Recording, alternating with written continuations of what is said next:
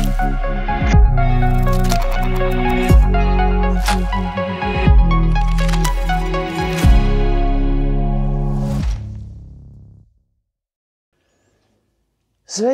visi! Mēs atrodamies ciemos pie Anatolija Gorbunova, pie ļoti slavena cilvēka, kurš savulaik bija augstākās padomes priekšsēdētājs. Viņš bija Tautas frontes viens no līderiem. Viņš bija Latvijas ceļa viens no dibinātājiem. Un cilvēks, kas ir darījis Latvijai ļoti daudz laba. Bija pirms tam arī tādi, kā lai saka, atplūdi, kas saistījās ar komunistisko partiju, to mēs nevaram noliegt, tā tas bija, bet cilvēks ir tas, kurš ir atzimis Latvijai un Latvijas plauksmē. Un tas ir Anatolijs Gorbunovs, mēs atrodamies pie viņa mājās, un šodien mēs parunāsim par to, kā tad mums iet šodien un ko mēs no tā varam mācīties no vakardienas. Sakiet, kas bija tie notikumi, varbūt kaut kādas pāris notikumus ieskicējiet, kas jūsu prātu pagātnē bija ārkārtīgi spoži un tādi, kas visu laiku paliek cilvēkam sirdī? Man liekas, ka paša virzību uz neatkarīgas valsts atjaunošanu iesaistīja, jeb radās iesaistoties ļoti daudziem cilvēkiem, kā teica, plašām tautas masām. Un palikuši atmiņā tie milzīgie mītiņi, kuros no sirds cilvēki izteica savus priekšlikumus, prasības, kas vainagojās ar to manifestāciju Mežaparkā. To visu atceroties, nevar bez emocijām nedomāt par to.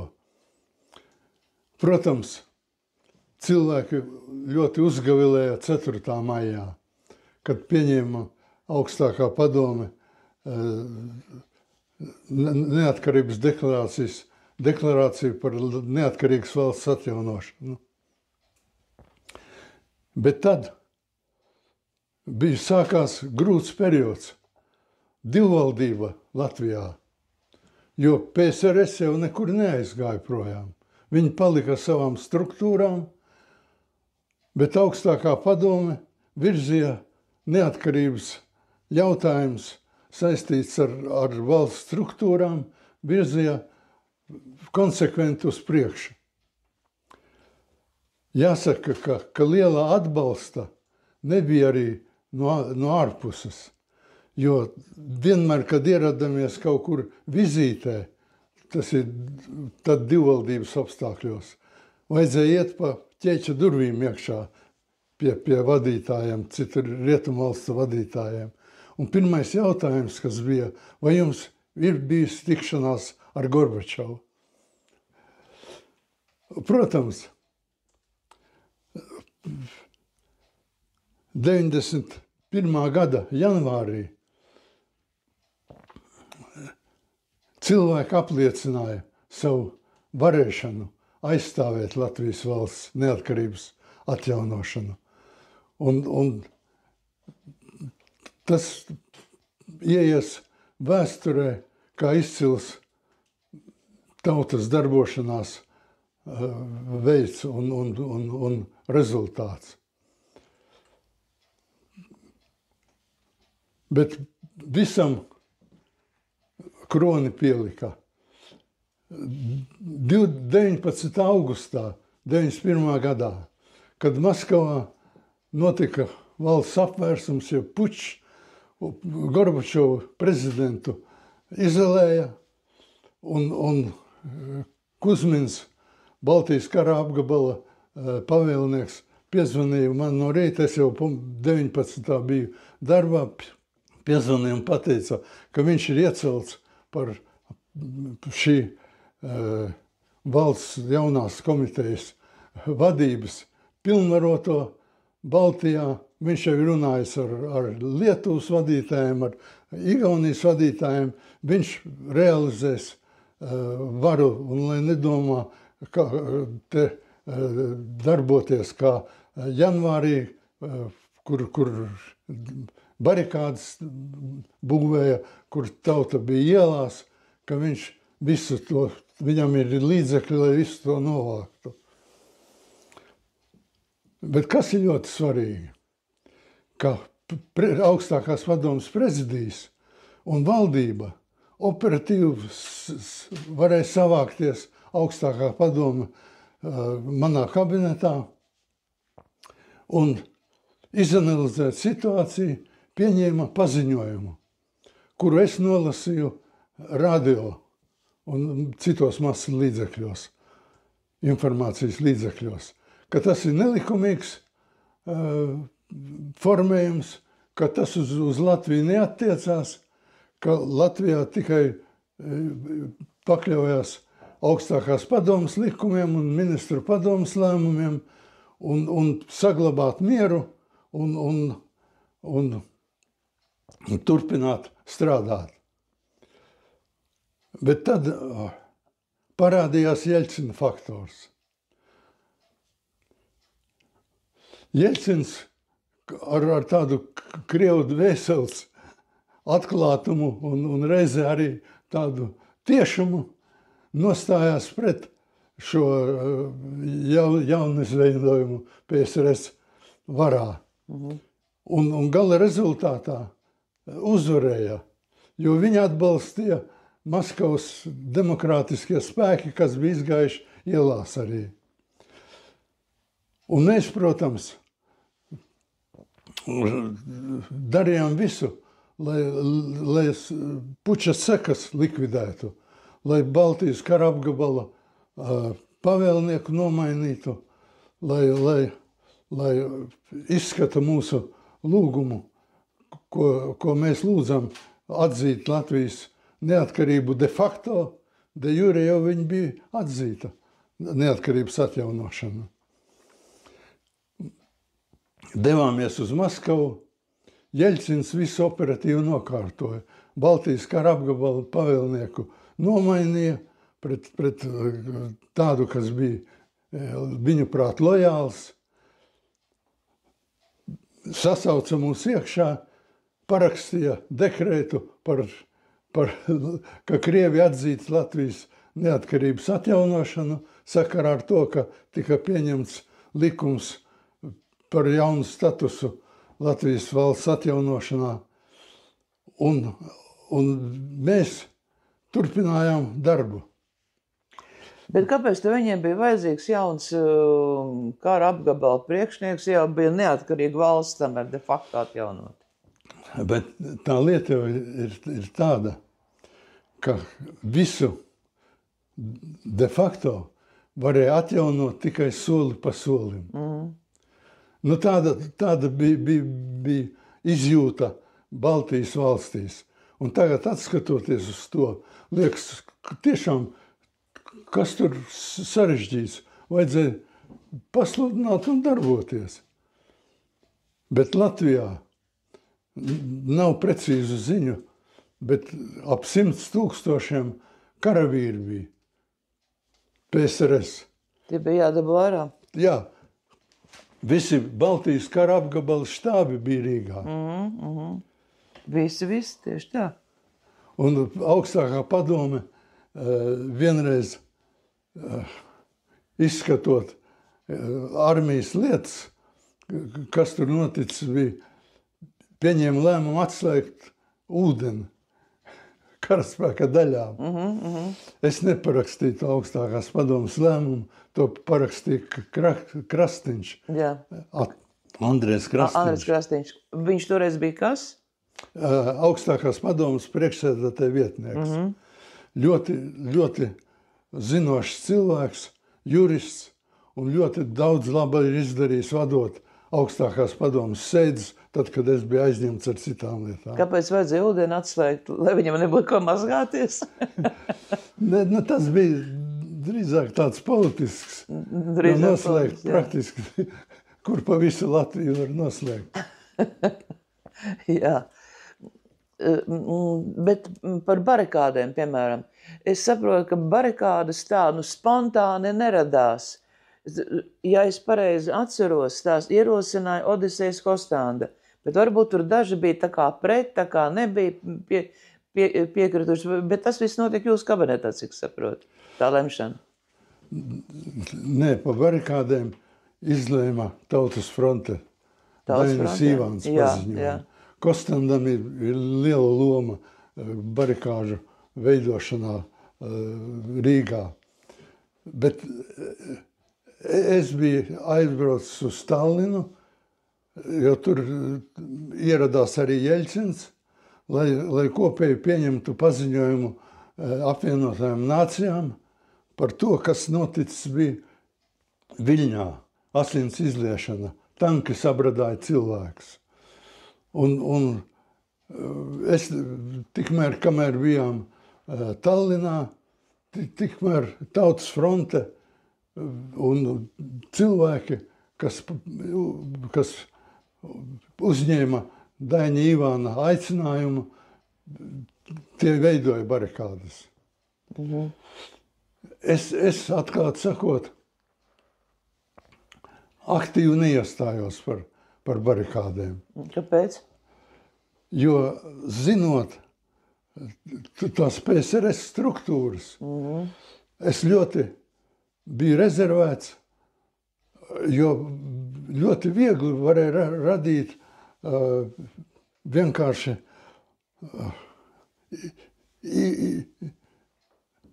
provokācijas. Un tās provokācijas, pieņemsim, drošības komitejas darbiniekiem noorganizēt, bija ļoti viegli. Kāpēc to neorganizēja tās provokācijas? To taču varēja viegli izdarīt. Jā, Johansons, komitejas priekšsēdētājs, viņš to situāciju pārvaldīja. Viņš nebija dogmatiski noskaņots. Viņš saprata, ka atklātība un demokratizācija ir neatgrieziski procesi. Un tāpēc viņš piedalījās augstākās padomas sēdēs, kad vēl nebija likvidēta, sniedza savu redzējumu uz lietām, bet, protams, tā nebija sadarbošanās. Tā bija komitejas uzdotie uzdevumi neutralizēt tos, kas bija pret neatkarību. Pavēle novākt barikādas deva Godmanis, ja es pareizi atceros. Jā. Tā bija.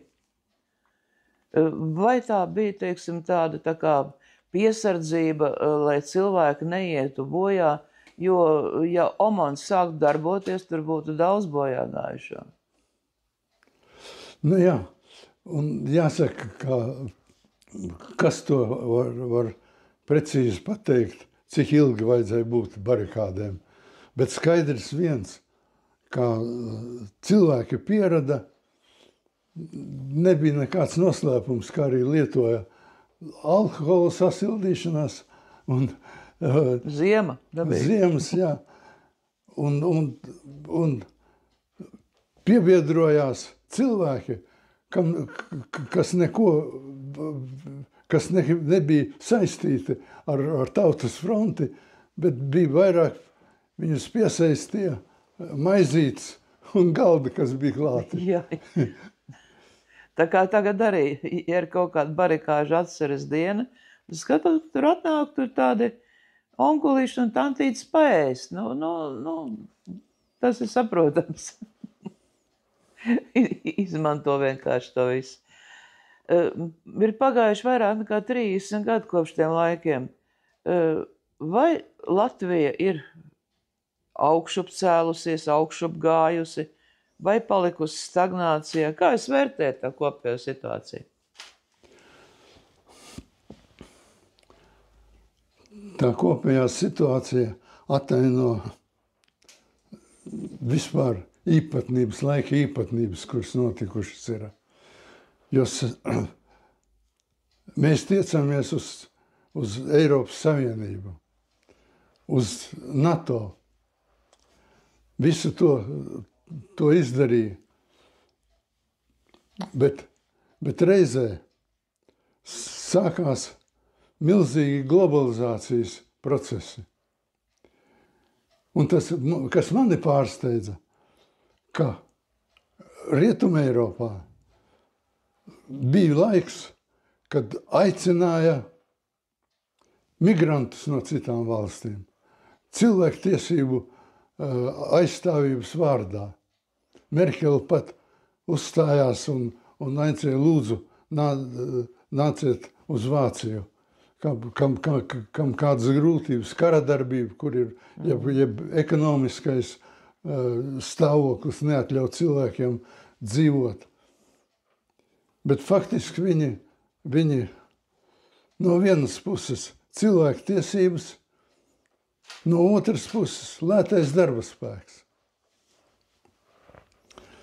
Un tas, ka mēs arī uz šiem procesiem iesaistoties neuzbūvējām kārtīgu robežu,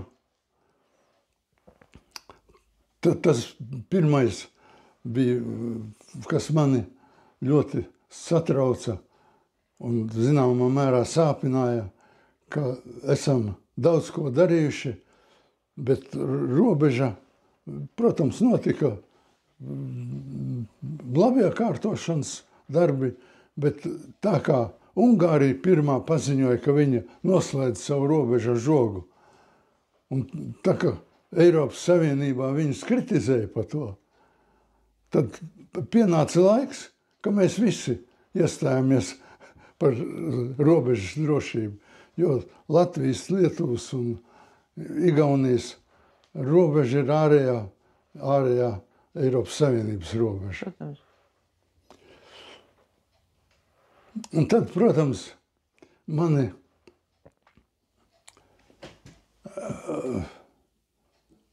ļoti, ļoti dziļi skāra tas, ka praktiski, es nezinu, cik precīzi, bet 150,000 laikam atstāja Latviju. Ka pāri pa 200 skolām un kultūras iestādēm bija jāizvar, ka cilvēki, Latvijas ekonomika bija tādā stāvoklī, ka cilvēki visi nevarēja gūt sev ienākumus un normāli attīstīt savu bērnu mācības un piedalīšanos valsts dzīvē. Bet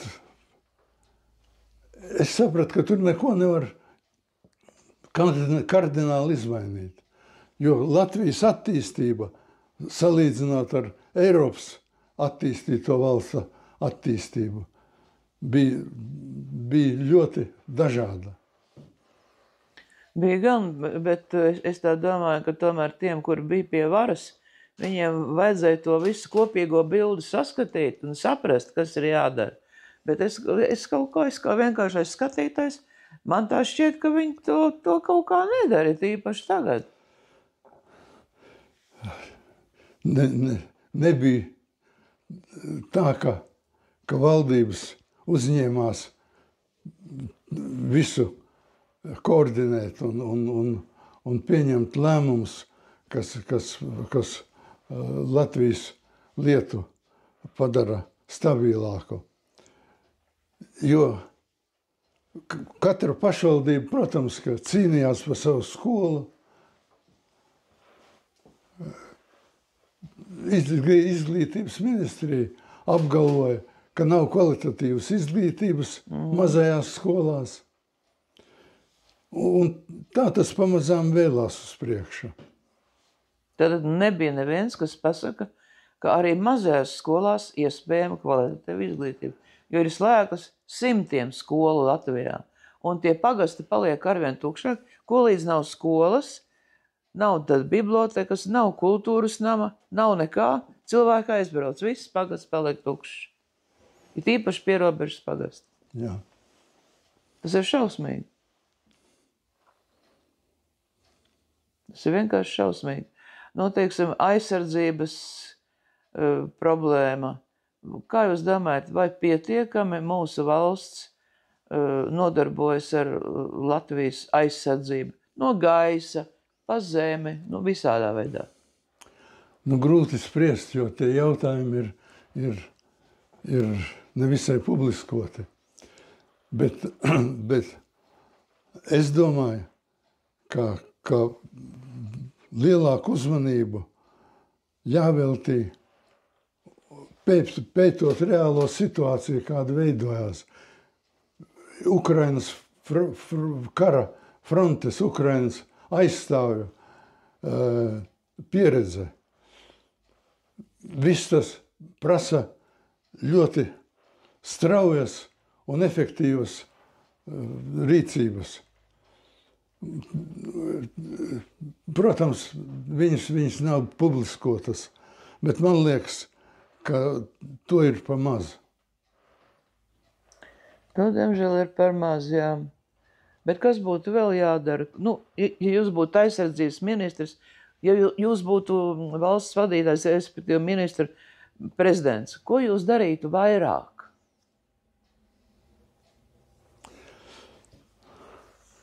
Vairāk atklāti runāt ar cilvēkiem.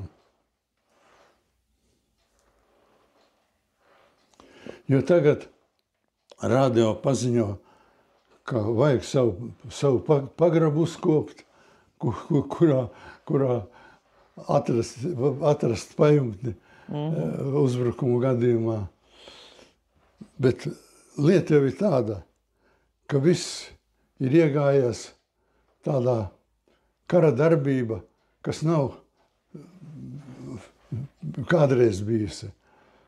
Jo pietiek tikai kādu infrastruktūras objektu iznīcināt, kas nemaz nav grūti izdarāms, lai paralizētu veselu reģionu dzīvi. Un tāpēc paļauties tikai uz policiju, uz robežsardzi, ir par maz.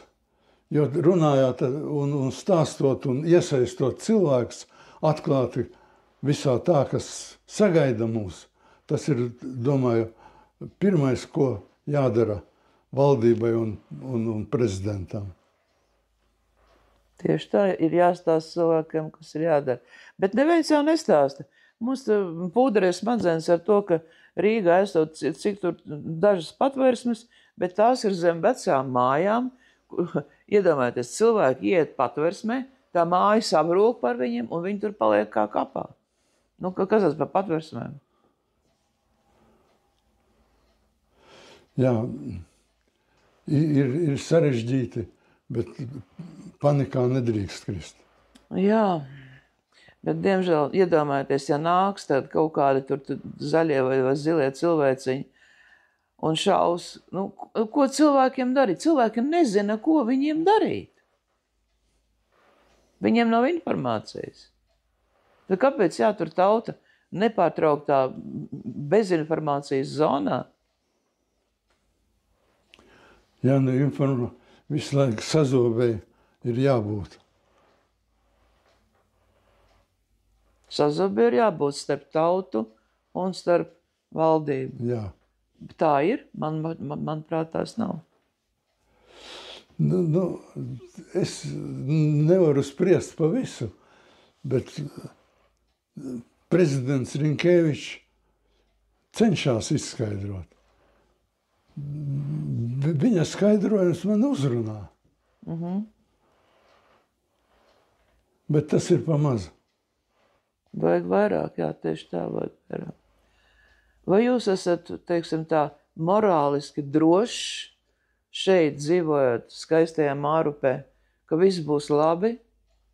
Jūs esat drošs par to?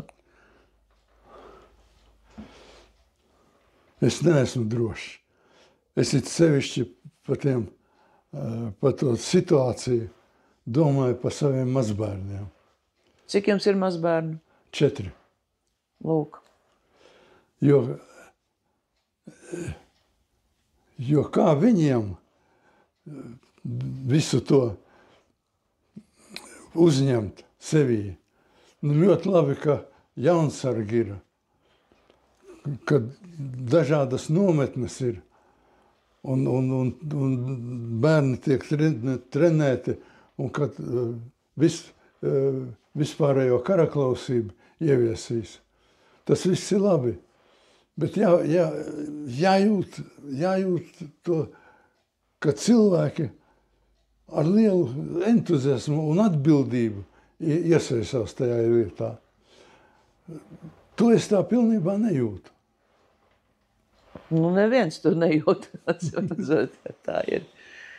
Kas ir tas, ko jūs tagad varētu domāt, nu, ka es nožēloju, ka es neizdarīju tā un tā? Ir kaut kāds tāds valstisks lēmums, ko jūs nepaspējāt izdarīt?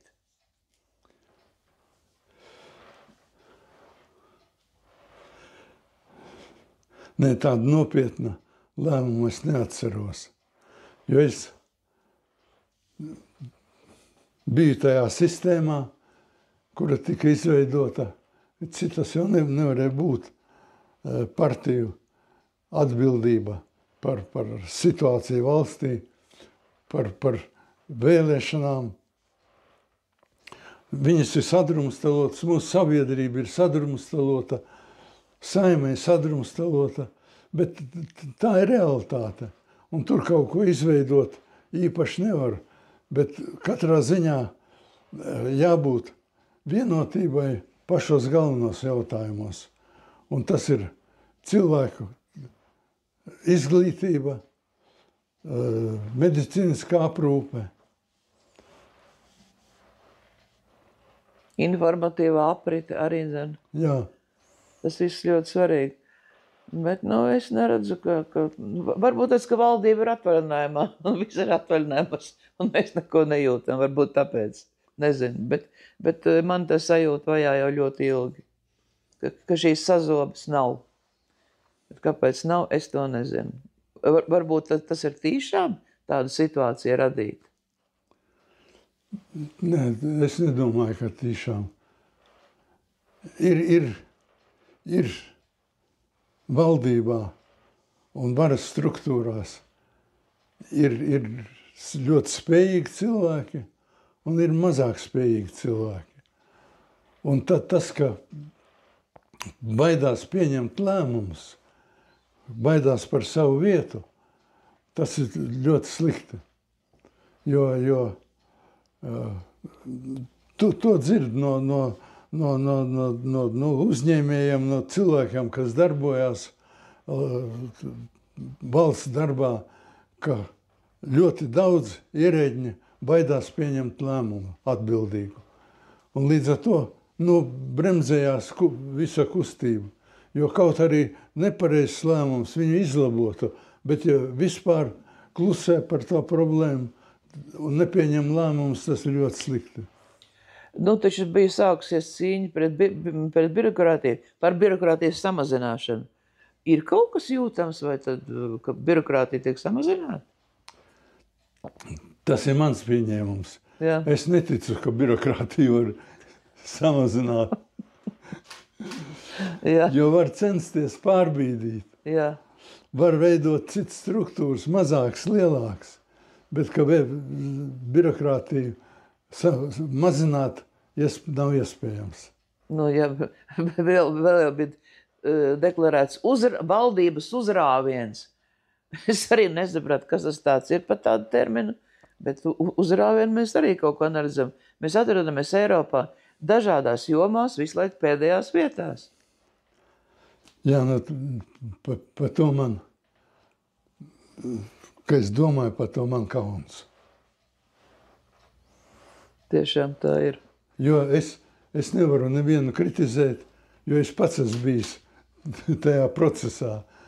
Un kad neesam nodrošinājuši izrāvienu, jeb uzrāvienu. Tad mani pašu var kritizēt. Jūs pašam var pārmest, ka jūs Bet tas jau bija sen, kad jūs bijāt pie varas tomēr. Kā lūdzu? Jūs jau sen bijāt pie varas. Jā. Jā.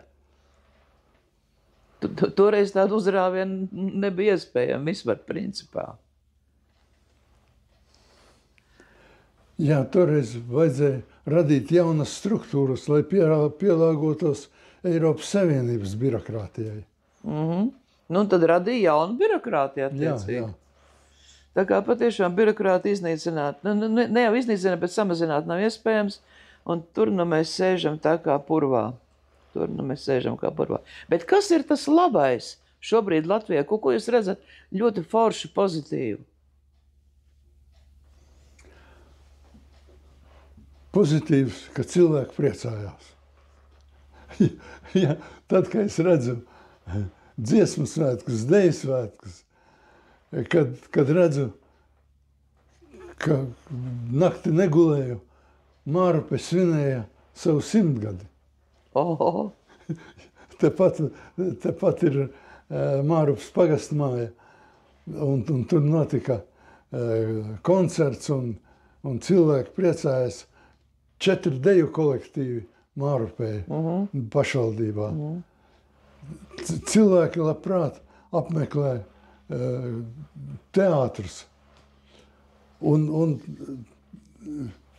tur, kur cilvēki kopā ir, un kur ir prieks viņiem būt kopā, tas ir visjaukākais. Man liekas, ka tas ir cilvēka dzīves mērķis būt priecīgam, laimīgam, darīt darbu, kas viņam patīk, mīlēt citam citu. Bet viens agresors uztaisa nenormālu karu un priecājas par to, ka tik daudz līķi ir. Nu, kā tas var būt? Tā taču nenormāla pretruna ir. Es vispār ļoti to pārdzīvoju, jo tas, ko Jeļcins izdarīja Latvijas labā, par to viņš arī saņēma 3 zvaigžņu ordeni. Un no sākuma viņš negribēja pieņemt viņu, bet pēc tam bija ieradies, pieņēma. Un es piedalījos visos viņa vizītes punktos Latvijā, kad bija. Kāpēc viņš negribēja pieņemt ordeni? Es domāju, ka tur jau Puķins sāka savu politiku, un viņš laikam kaut kādā veidā tika iespaidots. Kurā gadā piešķīra Jeļcinam 3 zvaigžņu ordeni? Apmēram. Tas Vairas Vīķis Freibergs prezidentūras viņas laikā, jā, skaidrs. Jā. Es biju ļoti gandarīts par to, jo man liekas, ka viņš to bija pelnījis. Jo neatkarīgi no tā, kā veidojās viņa politika citās bijušās padomju savienības vietās, kur ne visi bija priecīgi. Bet, ja viņš izdarījis labu, Latvijai bija jāpateicas. Protams, nenoliekot malā viņa problēmas, kuras viņš ir radījis. Jā, protams. Un atceroties visu to, ko Krievijas demokrāti PSRS tautas deputātu kongresā darīja Baltijas labā. Es esmu dziļi šokēts par Puķina pieņemto politiku. Un, protams, ir pretrunas starp tautām, valodām, un to nekā nevar noliegt. Bet kā to realizēt tādā veidā, kā ieviest karaspēku, masu kritušos un citi neko nedarīt, kā tikai slavināt un tautas nostādīt vienu pret otru, tas man bija pilnīgi nepieņemams. Un es, protams, to stipri pārdzīvoju. Tieši tā. Kas jūs tagad visvairāk pavada? Atmiņas par pagātni, prieks par mazbērniem, tas, ka šeit ir miers. Kas jūs visvairāk pavada jūs tagad? Tad, kad es izjūtu trauksmi, jo 80 gadi, 83 gadi, un daktori noteica man dziļas bažas par manu veselības stāvokli.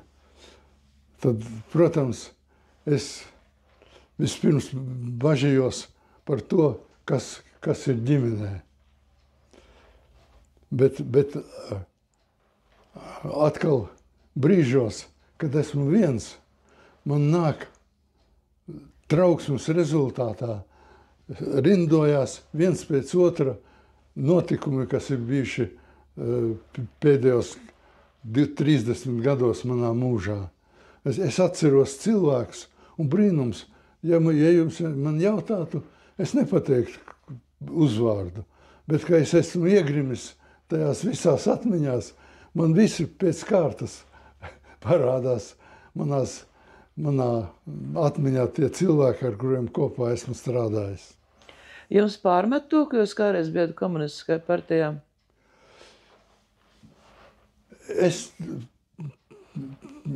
pēdējos gados neesmu sajūts, bet principā cilvēkiem bija pamatotas pretenzijas. Un es nevarēju sev teikt, ka es tur biju labais komunists, un viņi bija sliktie komunisti. Es ideālists es biju, bet es visu to darīju no sirds. No sirds iestājos komunistiskajā partijā, armijā, jo man likās, ka tur viens rotā iestājās un izmantoja to savā labā. Es gribēju pretnostatīt viņam un darboties. Es no sirds iestājos un no sirds atstāju partiju. No sirds atstāju, tas ir labi. Tā kā jums ir tas diezgan gaišs skatījums tomēr uz nākotni, par spīti tam, ka ārsti izsaka bažas.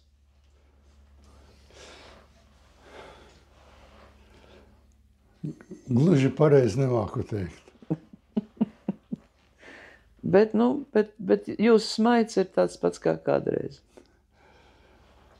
Smaids ir jūs satiekot. Paldies. Redzi, kādreiz kāds moda bija, sastādīja lielus kokus. Jā. Un tie koki auga jau 60 gadus. Nu jā. Un izauguši tik lieli, ka tagad viņa dod daudz lapas, dod daudz skābekļa. Vai Dieviņ, daudz lapas. Bet neviens vairs Latvijā nestāda lielus kokus savā dārzā. Jā. Un brīnums, ka vēterēms nenolauz nevienu to koku. Bet jā, vētra gāja tā, drusciņ citādāk, caur Jūrmalai viņi gāja. Es vakarā dažreiz sēžu un skatos, cik milzīgi koki. Jā.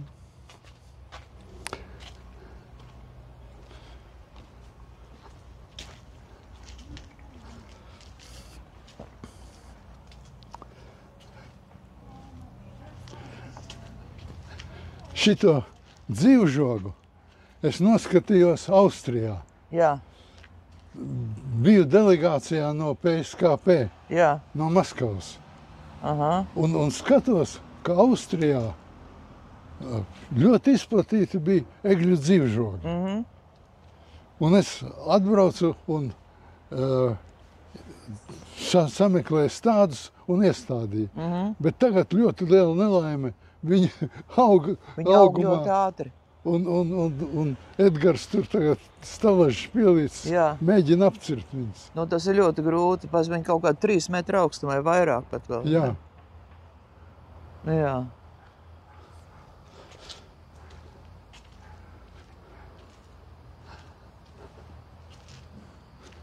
Bet toties viņš troksni slāpē. Troksni slāpē, jā.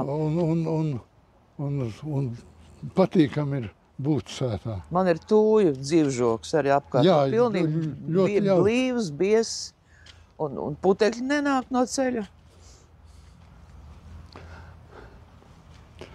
Jeļcins šeit bija. Jeļcins pirms ciemās bijis, jā? Aha. Ko viņš teica? Mēs gribējām iedzert, bet es pusglāzīti paņēmu un otru pusi noliku. Jā. Viņš teica tā, vai nu iedzeram, vai metam mieru. Bet tāda ākstīšanās, kā tu dari, tāda nedara. Normāli, kā jūs turpinājāt? Metāt mieru vai jau iedzērāt? Iedzēra. Šņabi? Jā. Nu jā, Un vēl viņš teica, tu тебя всё по-пролетарски. Kāpēc tā? Nu, nekas lepnais nav. Nu kaut kam lepnam bija jābūt. Ja. Nu viņiem pa-prolitarski būtu vispār, ka nekas tur nav. Šeit ir dārzs apkārt, šeit ir viss kārtībā. Joku foršas puķis. Atnāc te pie puķiem nobildē. Redz, zelta lietus jau zied. Rudens. Jā, flakši zied. Laukši, zelta lietus. Jā. Kaļķi ar Jā. izdeģiem, ar grantīti. Bet nu riktīgi stāv māja, viss kārtībā. Viņa ļoti silta ir, Nu jā, tā pareizi. siena. Jā. Un, protams, ka gribējās paballēties sestdienās.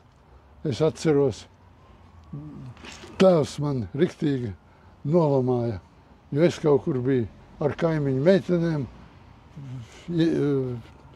pabijis ilgāk un miegains. Uzkāp uz dēli, kuram nagla bija, un pārdur kāju. Un tēvs, lai man ņemt kaut ko ar kāju darīt, viņš man noslānīja. Pa naktīm māte kliedza, nesit viņam, ko tu dari? Vajadzēja pažēlot dēlu, tas Pats jau bija dzērājs, liktīgs. Nepalaida garām izdevību iedzert. Bet jūsu ikdiena pēc jūsu mīļotās Lidijas aiziešanas ir, protams, citādāk palikusi. Jā. Cik jūs gadus nodzīvojat kopā? No 60 gadus. 60 gadus? Jā. Viņa pieņēma mani tādu, kāds es esmu, kaut gan es viņu daudz sāpinājis esmu. Nevar būt, es neticu, ka es varētu sāpināt. Es esmu kritisks pēc sevi šajā ziņā. Skaidrs. Jo mani ļoti aizrāva medības, un es pazudu mežā vakaros, kad brīvs brīdis bija. Un dēls un Lidiņa bija pieradusi pie tā, un es dzīvoju savu dzīvi. Jā, bet dzīve ir tāda, kāda tā ir, un mēs nekad nezinām, kad būs mūsu pēdējais mirklis. Jā, es par to dažreiz padomāju, jo izveidoju kapa kopiņu Lidiņai, un gribot, negribot, pats par sevi domā arī. Nu, bet loģiski. Es arī domāju pat par sevi, ka es būšu blakus Aivaram. Kaut kad. Tā mēs visi domājam. Nu ko, labi, teikšu jums milzīgu paldies par šo Paldies jums arī. garo un sirsnīgo sarunu. Es jums novēlu labu veselību, lai viss ir forši, lai jums apkārt vienmēr ir cilvēki. Es domāju, ka jums būs cilvēki apkārt, jo jūs esat tāds, kas pievelk cilvēkus, nevis atgrūž. Tā ir? Paldies! Es gribu apkamt. Paldies jums!